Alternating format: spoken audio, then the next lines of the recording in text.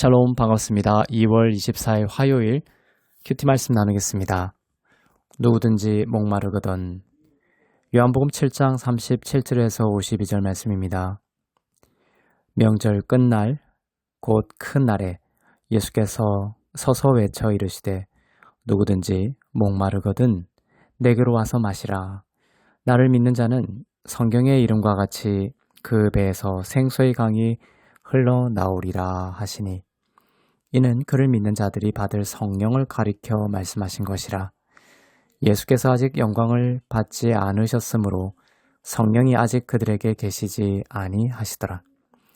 이 말씀을 들은 무리 중에서 어떤 사람은 이 사람이 참으로 그 선지자라 하며 어떤 사람은 그리스도라 하며 어떤 이들은 그리스도가 어찌 갈릴리에서 나오겠느냐. 성경에 이르기를 그리스도는 다윗의 씨로 또 다윗이 살던 마을 베들레헴에서 나오리라 하지 아니하였느냐 하며 예수로 말미암아 무리 중에서 쟁론이 되니 그 중에는 그를 잡고자 하는 자들도 있으나 손을 대는 자가 없었더라. 아랫사람들이 대제사장들과 바리새인들에게로 오니 그들이 묻되 어찌하여 잡아오지 아니하였느냐. 아랫사람들이 대답하되 그 사람이 말하는 것처럼 말한 사람은 이때까지 없었나이다 하니 바리새인들이 대답하되 너희도 미혹되었느냐.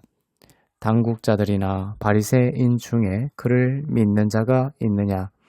율법을 알지 못하는 이 무리는 저주를 받은 자로다. 그 중의 한 사람 곧 전에 예수께 왔던 니고데모가 그들에게 말하되 우리 율법은 사람의 말을 듣고 그 행한 것을 알기 전에 심판하느냐.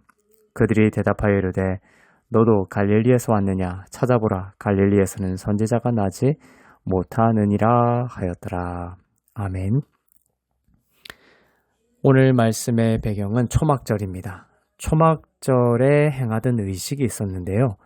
그 의식을 재료로 가져오셔서 진정한 진리를 예수님이 밝히십니다. 초막절 동안 유대인들은 매일 실로암 연못에서 물을 떠서 성전의 제단에 붓는 의식을 행했습니다. 출애굽 당시 하나님이 광야에서 물을 주신 것을 기억하고 한 해 농사를 위해 넉넉하게 물을 주실 것을 비는 의식이었습니다. 예수님은 초막절 마지막 날 실로암 연못의 물을 제단에 붓는 의식이 절정에 이르렀을 때 외치셨습니다. 누구든지 목마르거든 내게로 와서 마시라고 하셨습니다. 목마른 것이 인생이며 그 해답은 예수님께로 가서 마시는 것임을 밝히십니다. 삶은 목마릅니다. 사람들은 인생의 많은 것들을 추구하며 살아가지만 그것을 얻고 난 뒤에도 인생의 공허함은 여전합니다. 왜냐하면 사람이 영적인 존재이기 때문입니다. 하나님의 형상을 닮아 지음받은 존재이기 때문입니다.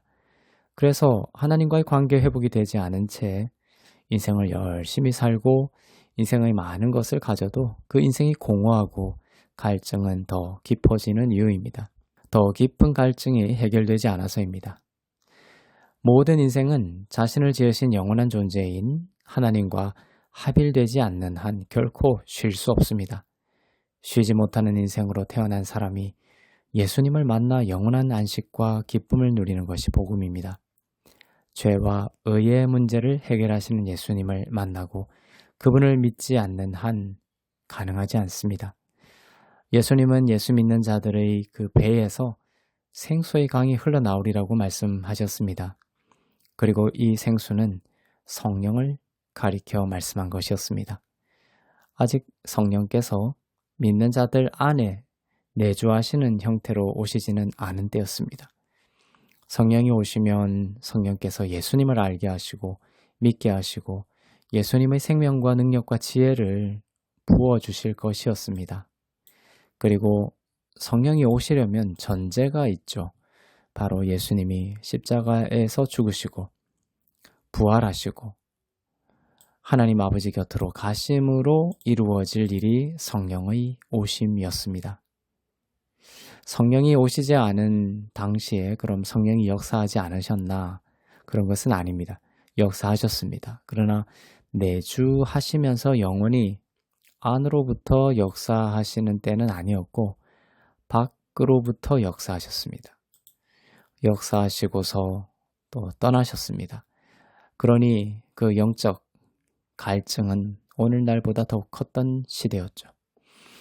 예수님에 대한 논쟁은 사람들 사이에서 계속되었습니다. 대제사장들과 바리새인들이 아랫사람들을 보내서 예수를 잡아오라고 했는데 잡아오지 않았습니다. 왜냐하면 아랫사람들이 예수님을 그리스도로 생각하는 그런 변화들이 일어났기 때문입니다. 그러나 누구보다도 율법을 잘 알고 행하고 있다고 자부하고 있던 윗사람들은 자신의 단단한 생각과 경험에 갇혀서 예수님을 메시아로 받아들이지 못하고 있었습니다. 예수를 따르려고 하는 아랫사람들을 비롯한 무리들을 율법을 알지 못하는 저주받을 무리라고 단죄했습니다. 그러나 진짜 무지한 자는 하나님보다 자신을 높이면서 하나님의 아들을 몰라본 지도자들이었죠. 진짜 저주 아래 갇히게 된 자들은 그 지도자들이었습니다. 율법을 숭상하면서도 율법의 마침으로 오신 예수님을 깨닫지 못한 것입니다. 니고데모는 일전에 밤늦게 남몰래 예수님을 찾아왔던 지도자였습니다. 당시 니고데모는 예수님을 통해 거듭나야 하나님의 나라에 들어갈 수 있다는 예수님의 말씀을 듣고 변화를 시작했던 사람이었습니다. 오늘 니고데모가 용기를 내서 말을 하고 있습니다. 예수를 단죄하는 지도자들 사이에서 목소리를 내고 있습니다. 예수의 말을 직접 듣고 그가 행하는 것들을 알기도 전에 예수를 판단하는 것을 옳지 않다. 이렇게 말하면서 예수님을 변호하고 나섰습니다. 니고데모가요. 니고데모는 이처럼 말씀을 통해 서서히 변화되고 있었습니다. 예수 믿고 갑자기 변화하는 사람도 있지만 니고데모 경우처럼 천천히 서서히 변화를 겪는 사람도 많이 있습니다. 하나님의 시간표를 신뢰하며 우리는 서로 사랑하고 기다리고 축복하는 것이 마땅할 것입니다. 니고데모는 예수님이 죽으신 후에 그 시신을 목숨을 걸고 수습하는 놀라운 깨달음의 믿음의 경지까지 지점까지 가게 됩니다. 천천히 변화되었지만 그의 믿음은 뿌리 깊은 나무가 되어 갔던 것입니다. 생수의 강으로 우리 가운데 흘러나오실 성령께서 우리 안에 예수님을 알게 하심으로 이러한 일들을 행하실 것입니다. 말씀을 통해 성령께서 우리 안에 일하시고 또한 성령의 일하심으로 우리 안에 말씀이 능력이 되는 오늘이 되기를 원합니다. 성령께서 생수와 같이 흘러나와 그 생수가 흐르는 곳마다 어둠이 쫓겨나가고 죽은 것이 살아나고 용서와 사랑이 넘치는 오늘이 되기를 축복합니다. 기도하겠습니다. 사랑의 하나님 아버지, 생수와 같은 성령을 오늘도 물 붓듯 부어주셔서 우리 가운데 흘러넘치게 하옵소서.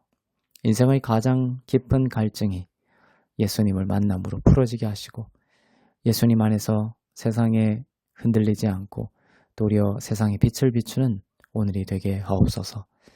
주님의 사랑을 성령을 통해 가르쳐 주시고 용서와 여호와로 인해 부족함이 없으리로다의 오늘이 되게 하옵소서. 감사드리며 길이요 진리요 생명 되시는 주 예수 그리스도의 이름으로 기도합니다. 아멘.